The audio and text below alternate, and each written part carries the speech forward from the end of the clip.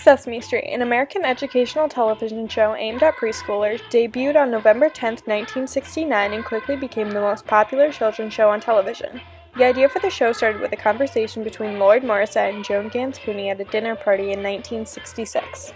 Morissette mentioned that his 3-year-old daughter loved to sit in front of the TV every morning, but worried the programming for children was a wasteland of options, and wondered if there could be a way to make shows both educational and entertaining to younger viewers. Thus, Sesame Street was born. Many years since, the creators have used Sesame Street to address controversial and difficult topics like diversity and the spread of the HIV and AIDS virus.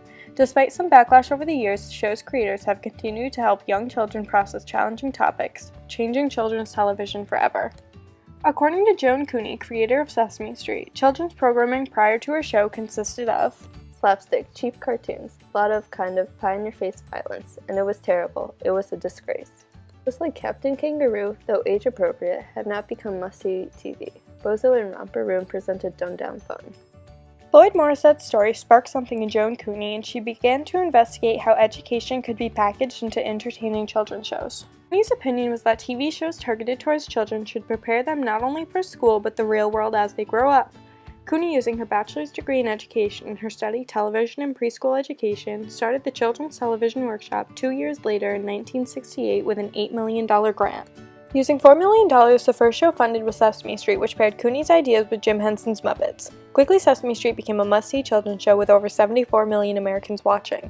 Sesame Street was started in the late 1960s, around the same time the civil rights movement was winding down.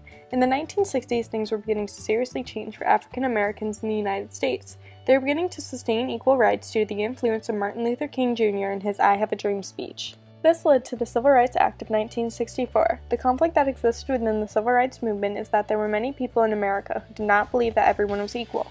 This started protests run by groups like the KKK, which started 100 years earlier. In the Freedom Summer of 1964, 3 young civil rights activists were working to register black voters in Mississippi.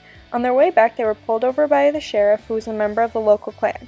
The sheriff held them in custody, and he and other members of the Klan killed Andrew Goodman, James Chaney, and Michael Schwerner because of their activism. All throughout America, African Americans were harassed, injured, and even killed. Sesame Street creators wanted to show young children that all people could live together in peace, to teach them that everyone is the same. This noble goal put Sesame Street in the middle of a civil rights conflict because many disagreed with integrated neighborhoods in society. Civil rights themes of diversity and inclusion were interwoven into the show as Sesame Street began to get more popular. The creators felt it would be beneficial to children if the Muppets began to talk about more than just numbers and shapes. Aaliyah Wong says the creators wanted to teach children that it was okay to be different, that everyone struggles and develops in their own way. Sesame Street began with an extremely diverse cast.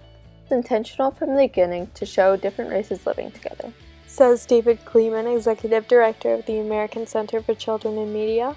They were very conscious of the modeling that kids and parents would take away from that. According to Lisa Guernsky, in 1969, there was still a radical notion in some corners of the country. Here was a TV show putting African Americans on a level playing field with white characters, showing them not as servants or entertainers, but as equals. I am black, brown, white, I speak a different language, but I must be respected, protected, never rejected. I am God's child. I am somebody. Give yourself a big hand. The civil rights continued to impact Sesame Street in May 1970 as the State Commission for Educational Television in Mississippi banned the show. In the 1970s, Mississippi was still dealing with a large amount of discrimination. Many white children were taken out of public schools and put into private schools that only accepted white teens. Some families in Mississippi had an issue with the cast chosen for Sesame Street, and seeing the different ethnicities living together was deemed inappropriate and offensive. Mississippi's ban of Sesame Street reflected the fear of integrated neighborhoods beyond the Deep South in the 1960s. Cities throughout the North and South, homeowners were panicked at the thought that black homeowners would leave their colored neighborhoods and move next door, says journalist Jeff Nilsson. The Myerses. I don't have any prejudice against colored. It's just that I wouldn't like to have one as a neighbor. One of the commissioners in Mississippi stated that some of the members of the commission were very much opposed to showing the series because it uses a highly integrated cast of children. Despite the conflict surrounding the show's integrated cast, the ban was lifted 22 days later because the state commission received a surplus of letters from people in and outside of Mississippi that felt the ban was unreasonable. Probably more conscientious parents who will put the education of their children ahead of their personal prejudices, and these people should not be denied a choice, says one supporter of Sesame Street. Mississippi came to a compromise in order to make both Sesame Street supporters and non-supporters happy. Instead of taking the show away from all children, the state made a choice to let the parents choose whether or not their child watches the show. Sesame Street started tackling real-world issues from the start, trying to show kids that people with different skin colors shouldn't be treated different and that everyone should be equal. Sesame Street creators wanted to show kids that every single person is different and that should never affect the way you look at or act around a person. Sesame Street creators understood that children had the capacity to view others as equal and that they could carry these views into adulthood. Civil rights is one of the many controversial topics that Sesame Street has interwoven into its episodes. The AIDS and HIV disease had become a leading cause of death in many places around the world in the 1980s, and Sesame Street wanted to show kids that people with the disease were just like everyone else. At one point in time, in 35% of countries, half the people living with AIDS or HIV had reported being discriminated against or abused. Many people were discriminated against due to lack of knowledge on the disease because no one was really sure of how it was transmitted. People believed AIDS could be transmitted from person to person similar to the way someone would get the flu. Even today, fear-fueled myths of the 1980s still persist as some people believe AIDS can be transferred through saliva or skin-to-skin contact. In December 1984, 13-year-old Ryan White was diagnosed with AIDS soon after having a blood transfusion. He was given 3 to 6 months to live. White was taken out of school for a year and a half. He begged his mother to go back once he began to regain his strength. When his mother finally allowed him to visit school again, he was bullied and harassed by students who once called his friends. It was really bad. It was, people were really cruel. People said he had to be gay, he had to done something bad or wrong, or he wouldn't have got it. Or God's punishment. We heard the God's punishment a lot, that somehow, some way he's done something he shouldn't have done or he wouldn't have got AIDS. In 2002, the show introduced a 5-year-old Muppet to South Africa named Cammy.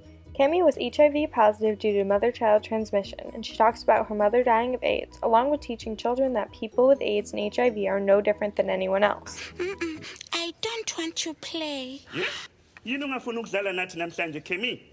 Because the other children at school don't want to play with me because I'm HIV positive. But mina ngidlale ngedwa. Ngoba? They say they don't want to touch me because they think I will make them sick. Oh, but Kemi, we all know you can't get HIV just by touching someone or by being friends with them.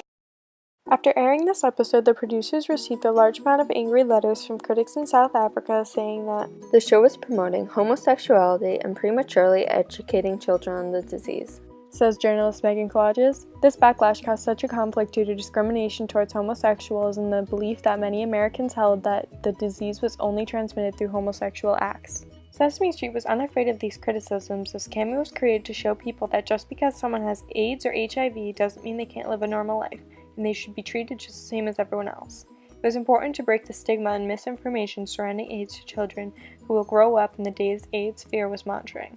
Gloria Britton, the project manager for Cammy, says, "There are so many young children in South Africa who face the issues of being affected and infected by HIV and AIDS on a daily basis.